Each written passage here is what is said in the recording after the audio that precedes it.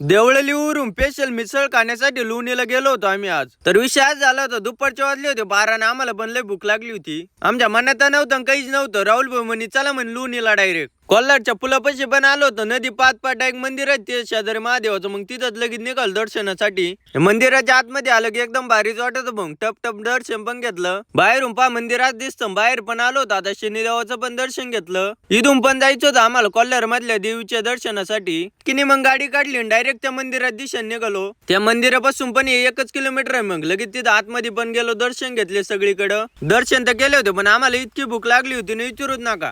तिथून पण लगेच निघालो. आता कोल्हार वरून जायचं होतं आम्हाला लोणीला. पाटावर पण आलो होतो. पाटावर पण येशू की आता मग त्याला पण घ्यायचं होतं. आता तेव्हा आम्ही सगळेच चाललो होतो लोणीला. आता लोणीत पण आलो होतो. लोणी आखी हिंडायची होती आम्हाला. मगच आता जायचं होतं मिसळ खायला. टप आम्ही सगळं ते हिंडत होतो बरं का. आता डायरेक्ट आलो होतो दवाखान्यात. लोणी आईच इतकी भारी ना, सगळं हिंडल्याशिवाय होतच नाही इथं. हिंदूस तर भूक नाही लागली, आता भूक लागली. मग आलो भगवती मिसळ खायला. मिसळ खायला तर आलो पण इथं एकदम असं क्लास बनवलेलं होतं ना आतमध्ये. बसायला काय होतं माहितीये, टायरवर बसलो लगेच बाकडावर येऊन बसलो. 5च मिनिटात मिसळ पण आली होती. मिसळ पण एकदम क्वालिटी होती. मिसळ तर खाल्ली होती. आम्ही जातो तर टप घरी. तुम्ही पण घ्या फॉलो लाईक करून.